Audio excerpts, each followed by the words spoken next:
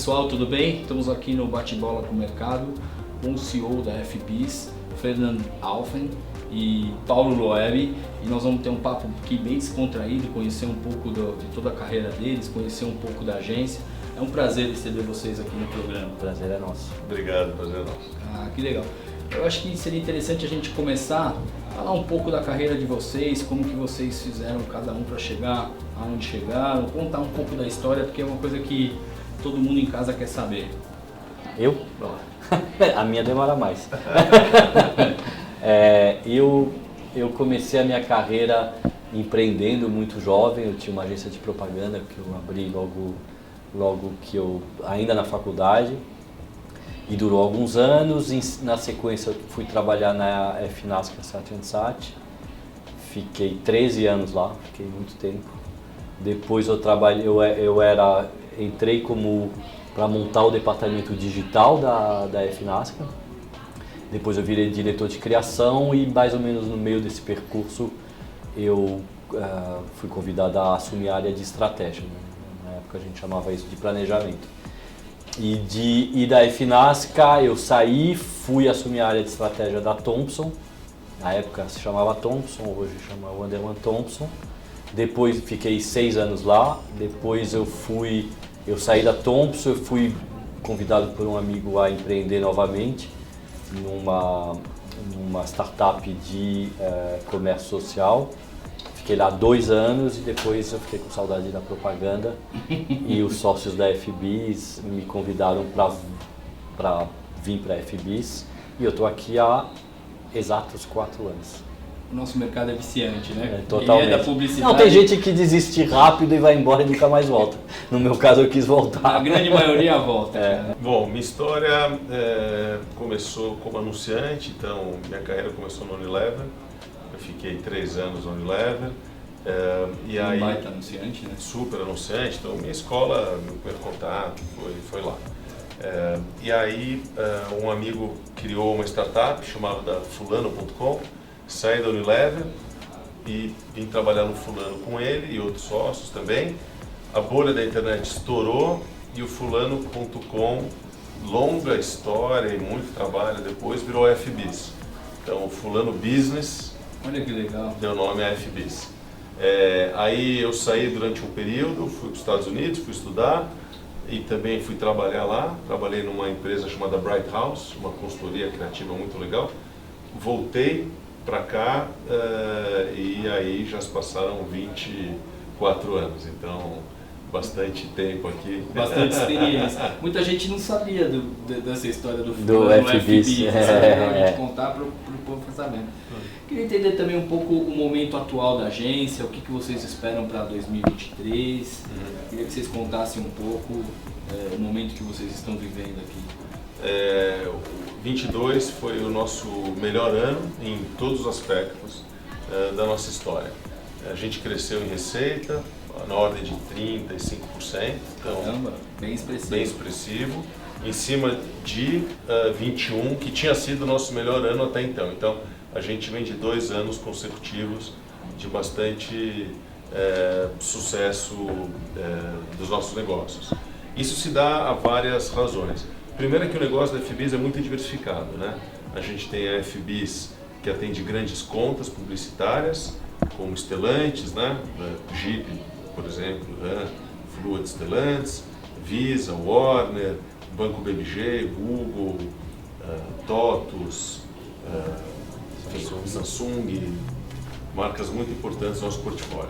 Existe uma área específica para clientes B2B, então TOTUS está lá, Google Ads está lá, CPFL está lá, então é um grupo nichado para B2B.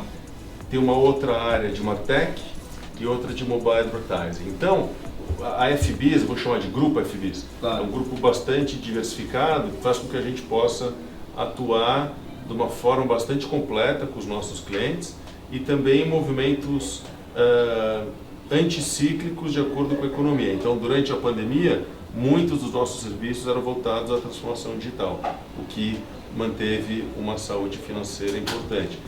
Agora que os clientes voltam a investir, acho que desde o passado, em marketing, comunicação e mídia, parte dos nossos serviços estão à disposição deles também. Então, sobre o aspecto financeiro, a gente está super feliz. Também foi um ano muito importante de colocar trabalhos relevantes na rua, né? Então a gente teve uma série de desafios complexos com clientes. Acho que Samsung é um bom exemplo. A gente fez um projeto muito grande chamado Let's Dance com a Endemol, então um projeto com uma complexidade boa e resultados muito bons. Com o BMG, a gente, no primeiro ano de relacionamento com eles, também cravamos um novo posicionamento para o banco. Então, muito trabalho na rua, acho que significa essa confiança que os clientes têm no nosso trabalho e nos dá essa oportunidade de desenvolver esse tipo de atuação. E por último, e talvez o mais importante, foi o olhar que a gente teve em 22 para os colaboradores da agência em duas frentes. Uma que é possivelmente, acho que a pauta mais importante do mercado nesse ano, que é o olhar sobre diversidade, um olhar sério em relação não só ao trabalho que a gente coloca na rua, mas às pessoas que aqui trabalham. Então a gente criou um cargo de líder de diversidade, existem vários grupos de afinidade aqui na agência, mais de 12 conversas ao longo do ano com especialistas de diversas áreas e metas nossas para fazer com que os números das agências e representatividade seja cada vez maior. E na outra ponta, investimento em educação e treinamento para toda a FBIS e especialmente para a liderança. A gente teve pela primeira vez um trabalho personalizado, onde cada líder aqui da agência teve à sua disposição uma pessoa para fazer um trabalho individualizado ao longo de todo o ano, sobre não só carreira, mas desenvolvimento de trabalho. Então, ano de 22 foi um ano muito importante sobre vários aspectos. Esses são alguns e não vou falar tudo aqui, talvez o Fernando possa trazer também outros elementos. Eu acho que talvez eu destacaria fora isso, também o relacionamento com os clientes está muito maduro e muito pacificado, né? Você sabe que o dia a dia de uma agência é um dia a dia puxado, tem muita tensão, né, que aparece obviamente em função das vicissitudes do negócio, e eu acho que a gente conseguiu nesses últimos 2 anos, em particular no ano passado, a estabilizar muito bem a nossa relação. A gente tem uma relação muito sólida com os nossos clientes, que se reflete em pesquisas, né? A gente acabou de receber uma pesquisa da Scopem, né, que é um instituto que faz uma pesquisa bianual sobre a avaliação das agências de propaganda, e a gente teve a feliz notícia que a gente foi muito bem avaliado pelos nossos próprios clientes, que é uma vitória, né? É muito bom saber, né, que os seus clientes dá muita segurança para investir no futuro, né? Então, acho que eu destacaria isso também. Essas relações longevas, é importante falar, né? Você pega alguns clientes, a TOTOS está aqui há 9 anos, Stellantis indo para o 7º, Google indo para o 5º, Unilever há mais de 20 anos. Então, assim, é uma agência que se importa demais em manter esse crescimento e esse entendimento com os nossos clientes. Muito investimento. Você vê que o resultado não vem à toa, né? Vocês contando um pouco da história da agência, eu vejo que por mais que vocês tenham vários departamentos, mas vocês se especializaram em cada departamento, né? Vocês têm 4 frentes, e as 4 frentes vocês têm equipes separadas que cuidam daquilo. E isso é um grande diferencial que vocês têm aí, competitivo no mercado. E não é à toa. Eu vi, você me falou uma coisa, você falou, pô, em 21 nós crescemos, em 22 crescemos mais ainda, por volta de 35%, 40%. Eu queria entender, porque assim, isso ocasionou por conta de alguma coisa da pandemia. Como que vocês estão vendo, como que ficou o pós-pandemia, o que mexeu em toda a estrutura, o que vocês podem falar, o que a pandemia veio, porque a pandemia não tem como, veio como um negócio surpreendente que nenhum de nós imaginávamos, né? E mudou o ritual da agência, mudou o dia a dia e obviamente mudou também a relação com os clientes, com os fornecedores, etc. Queria que vocês falassem um pouco de como que vocês, porque pelo visto vocês tiveram um baita sucesso, que pós-pandemia vocês cresceram 2 anos que arrebentaram aí, pelo que vocês falaram. Então deixa agora o Fernando começar. A gente passou, obviamente, como todo mundo, um primeiro ano muito difícil, né, de adaptação, por parte dos clientes, por parte do nosso trabalho remoto, da noite para o dia, etc. Coisas que a gente não conseguia nem conceber, né? Então, claro, teve um impacto no primeiro ano e nos obrigou, eu acho, talvez, pelo menos no nosso caso, não posso generalizar, a olhar para o que é essencial dentro de um negócio e dentro de uma relação com o cliente. Assim, talvez se a pandemia nos trouxe algum ensinamento, foi de foco e de concentração naquilo que é mais importante. Mas o nosso crescimento do ano passado e do ano retrasado, eu acho que se deu por concentração no trabalho, porque a gente não teve diretamente relação com a pandemia. Assim. Eu acho que os aprendizados da pandemia, que são esses de se concentrar no trabalho e no que é mais essencial e deixar tudo que é supérfluo para o lado, porque quando você está na luta pela sobrevivência, você não pensa no que é supérfluo, né? Você pensa na sobrevivência. Né? Tem 2 pontos talvez para contribuir.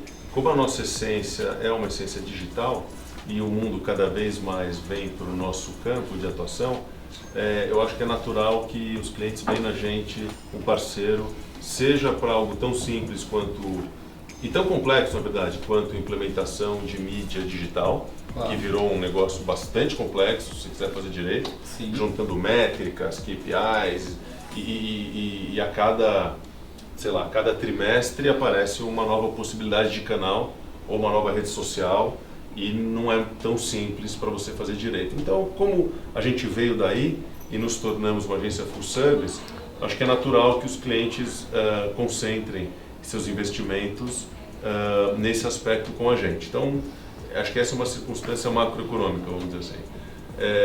O segundo ponto é que a gente, não por escolha, mas acabou acontecendo, a gente não entramos em muitas concorrências, por aquilo que pareça, nesses últimos 2 anos. Então, isso que o Fernando falou acaba fazendo com que a gente possa se concentrar nos clientes. Então, esse crescimento que a gente está falando vem muito dos nossos clientes atuais. Tivemos a felicidade no fim do ano passado, ano retrasado, né? Fim de 20, a gente conquistou a conta de Warner, que foi muito importante, e durante o ano inteiro a gente pôde trabalhar com eles, o que faz diferença você ganhar uma conta em dezembro para poder trabalhar o ano inteiro. Né? Então, o Warner e o crescimento em, acho que todos os nossos clientes, né, fez com que a gente pudesse chegar nesse resultado. Hoje em dia, um pouquinho mais de 70% das pessoas que trabalham na FBIS hoje foram contratadas pós-início da pandemia, pós-confinamento, né? O que é um número... É óbvio que a agência cresceu, né? Então, também nesse período a agência cresceu, então as pessoas, né, já começaram desse jeito, mas é uma dinâmica... hoje em dia, 70% das pessoas começou a trabalhar nesta dinâmica com a gente. Sim. Né? Entrando agora na minha praia, né, que é o mundo do Out of Home, eu queria que vocês falassem um pouco de quanto vocês acham importante o Out of Home, como que vocês veem o nosso mercado, se vocês têm alguma coisa que vocês acham que poderiam acrescentar para o nosso meio. Queria que vocês falassem um pouco do Out of Home e da importância do Out of Home num plano de mídia geral aí de vocês. Olha, nas oportunidades que eu tive de ver apresentações das empresas de Out of Home, eu vejo um negócio fantástico que é quase que um olhar digital numa mídia offline.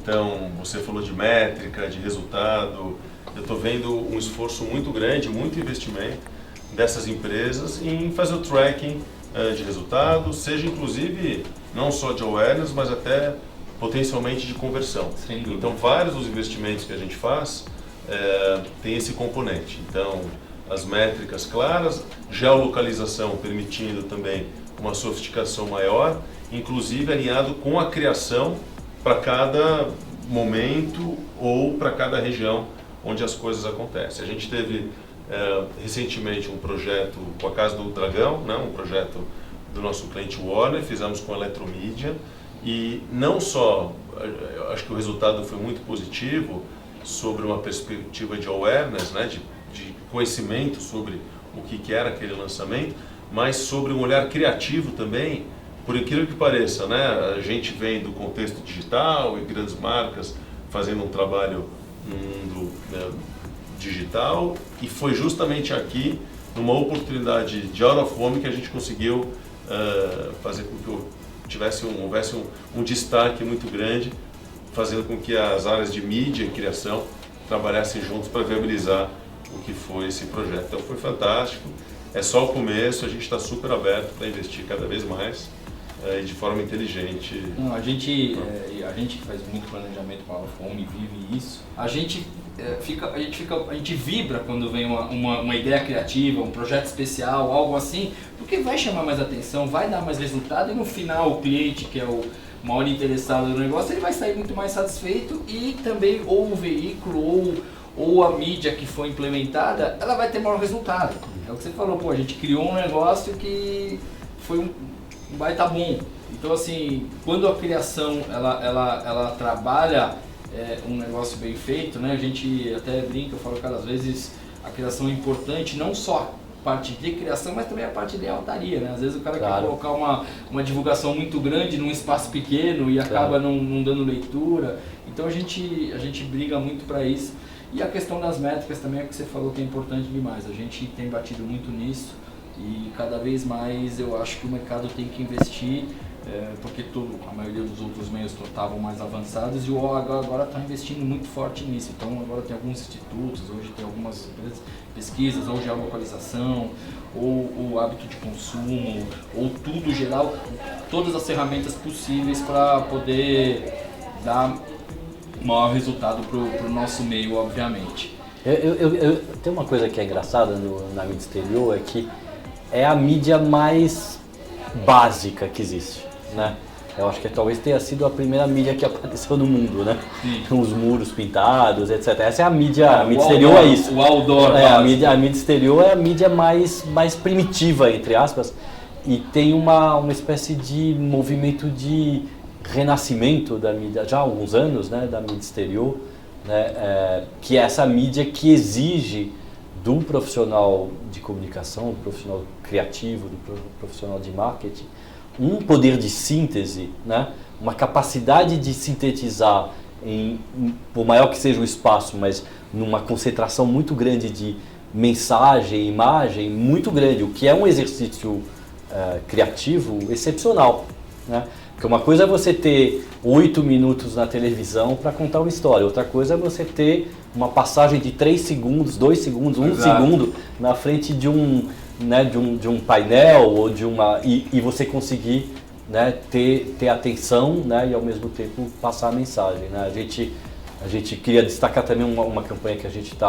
começou no final do ano para a Stellantis, para a Jeep, nos aeroportos, e foi um trabalho.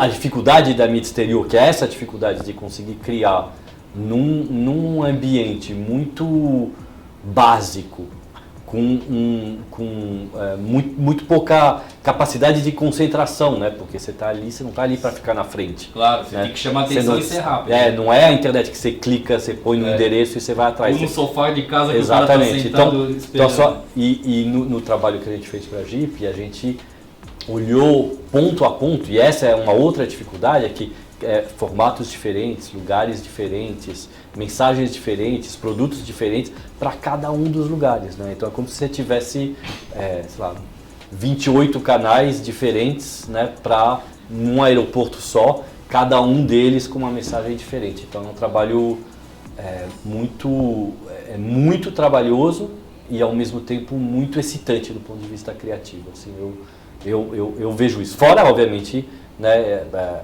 como a mídia exterior ficou mais técnica, né? Sim. Mas a essência da mídia exterior permanece, né?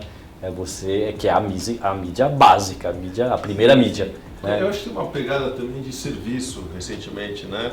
De mídia exterior. Se vocês olham, sei lá, metrô, sim, você vê assim, lugares maravilhosos, metrô verde na Marginal, né? Sim. Cheio de plantas, ou abrigo de ônibus mais sofisticados, ou relógio de rua mais legal, ou metrô, enfim. Então eu acho que tem também um aspecto de deixar a cidade melhor. Sim, o crescimento, de transporte em geral. Ou quando a mídia exterior é capaz de de virar um point, né? Então ela vira um destino, né? Isso é muito raro, né? Então, assim, eu vou ali para ver aquele ponto de ônibus, porque ele tem uma atração de comunicação que é muito interessante. Deixa mais bonito. Antigamente era o outdoor básico, o papel, né? Sim. Evoluiu para lona, depois agora com LED. Eu tenho saudade, eu gostava do papel.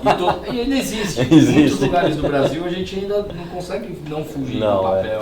O papel dá o resultado. É o que você falou, vai chegando a evolução e não vai acabando com as evoluções atrás. Que vai melhorando, vai dando vida. O LED deu vida a uma empena, a um mobiliário urbano. Mas o desafio criativo, quanto mais simples for o suporte, sem dúvida, maior o desafio, né? Quanto mais sofisticado é o suporte, mais, entre aspas, fácil é, né? É o que você falou, não dá para você pegar um anúncio de TV não. ou uma página de revista e colocar numa mídia exterior.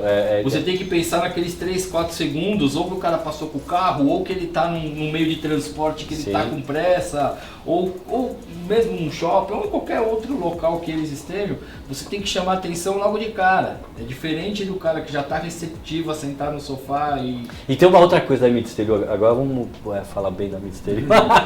É que tem uma coisa que é a materialização da mensagem, né?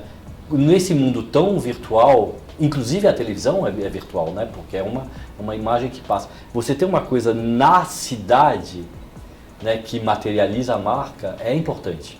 Né? Tem muita marca que só se manifesta na internet, porque é um e-commerce, porque é uma marca digital.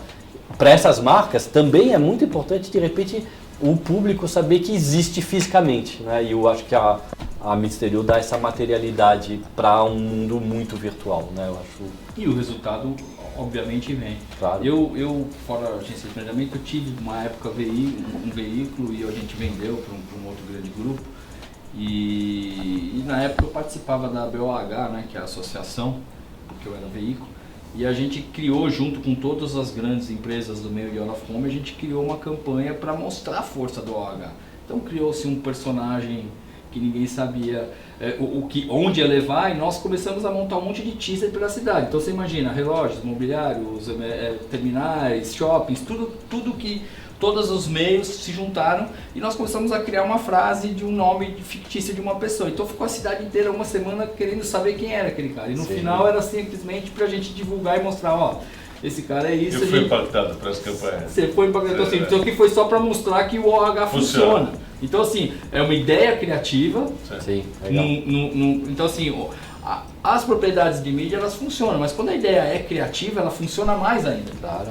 Você entendeu? Quando o layout é feito, pensado para aquele espaço, funciona mais ainda. Então a gente veio até no caminho aqui, eu olhei, dar um exemplo, eu vi uma propriedade de mídia que o cara colocou tanta coisa num espaço curto de tamanho, que a mensagem eu não consegui saber o que era aquele cliente. Eu falei, cara, isso aqui é dinheiro jogado fora. Como é que a agência fez e como é que o cliente aprovou esse negócio? Sem dar exemplos do que é o que não é, entendeu? Sim. Mas a gente olhou e falou, cara, o cara usou e de fato eu não consegui, não me passou a mensagem. Nós que somos publicitários somos muito mais antenados que qualquer pessoa normal. Então a gente gosta de ser impactado, então a gente olha para todos os meios, a gente gosta de ver as campanhas, né? Imagina um consumidor normal. Então eu acho que tem que ser muito bem pensado e o ponto que você falou de criação, de saber exatamente aonde você está indo e pensar para aquele ponto, eu acho que isso é de suma importância para dar o resultado eficiente ou para o OH ou para qualquer outro meio, mesmo que funciona para TV, para rádio, para jornal, para revista, para qualquer um desses. Para encerrar a nossa conversa aqui, a gente sempre deixa o final aí para vocês poderem passar a mensagem para o pessoal de casa. Legal. Olha, uma mensagem de otimismo para o mercado eu queria deixar. Fernanda e eu, acho que a gente se diverte muito no trabalho, a gente preza por isso, tanto na relação pessoal, como com os profissionais aqui da agência e os clientes também. Então a gente está falando aqui sobre questões técnicas, sobre complexidade de relação com o cliente, sobre prazos curtos, verbas não sempre tão grandes, mas no final do dia o prazer que nos dá colocar um trabalho como eu contei para você, alguns deles, né? Acho que nos faz relembrar o porquê estamos aqui e dentro dessa toada, uma palavra já um pouco desgastada, que é o propósito, mas acho que super atual. A gente acabou de conquistar uma conta super relevante para a FBIS, que é a Alana, Instituto Alana. Olha que legal. Que junto com Maria da Penha, que é uma outra ONG que a gente trabalha bastante, o Camp Pinheiros, que é uma ONG aqui do lado, aqui do nosso prédio, acho que também nos dá a oportunidade de colocar essa energia para fazer desse mundo um mundo melhor. Então, leveza, bom humor e de alguma forma transformando a sociedade, tudo isso faz parte também do nosso trabalho. Então, se alguém aí estiver interessado em trabalhar agente de publicidade e, enfim, leve isso adiante. Acho que é uma carreira maravilhosa e tem 1000 oportunidades para você se divertir e fazer o bem também. Não, eu adorei você ter falado isso, Lei, porque eu acho que é uma profissão essencial, eu acho, né, para a nossa economia, para o nosso mundo. E muitas vezes outro dia alguém me perguntou assim, mas você ainda está trabalhando com propaganda, você não se enche, eu não me encho zero, né? Pelo contrário, assim, os desafios são sempre diferentes, né? O que eu fazia 20 anos atrás tem muito pouco a ver com o que eu faço hoje, embora a essência se mantenha, mas é muito diferente. Continua sendo uma atividade essencial para os anunciantes, né? Para os grandes clientes. Continua sendo um lugar onde a gente se diverte muito, a gente tem a oportunidade de lidar todos os dias com desafios completamente diferentes. É um enorme estímulo intelectual, né? A cabeça fica o tempo inteiro pensando, não é uma profissão monótona, muito pelo contrário. Então, sei lá, eu estou bem feliz. Eu acho que as pessoas que trabalham com propaganda, se não estão, então está na hora de mudar de profissão. Né? Porque a gente se diverte bastante. Eu concordo 100% com vocês. Minha mulher às vezes fala, não, mas você trabalha muito, tá louco. Cara, mas eu vou com prazer pra agência, eu vou com prazer pras reuniões, eu trabalho, sabe? Quando você trabalha com o que você gosta, eu acho que... Você não mede o tempo, né? Não mede o tempo, acho que não vira um trabalho chato, não vira aquele negócio. Então assim, e isso é uma coisa que vocês estão falando, bate muito com o meu pensamento, cara. Óbvio, existe um momento de a gente desligar e tirar férias. Claro. Mas enquanto tá trabalhando, cara, você não vê o horário passar, você vai embora e quando você gosta do que você faz, eu acho que... É o que você falou, se tem alguma coisa errada, se você não tá gostando, muda. Porque eu acho que tem que ser isso, você tem que lidar com, você tem que trabalhar com o que gosta. É uma profissão muito estimulante, assim, eu acho que legal. Continua sendo muito estimulante. Todos os dias tem desafios diferentes, todo dia tem problemas diferentes para resolver. E o estímulo constante é o que nos deixa vivo. No dia que a gente não tiver mais estímulo, é porque a gente está na hora de ir embora. Uma coisa está errada. A gente está na hora de ir embora. Bom, foi um prazer aqui ter falado com vocês. A gente vê que o sucesso da FBIS não é por nada. Tem toda uma cabeça pensante, uma não, duas cabeças pensantes. Não, tem muitas. 1 milhão por baixo, né, de toda a equipe. Então é óbvio que é mérito da equipe inteira, não só de vocês. Mas foi muito bom entender um pouco mais sobre a história de vocês e a história da FBIS. Muito obrigado. Obrigado pela oportunidade, foi um prazer. Prazer. Valeu. Valeu.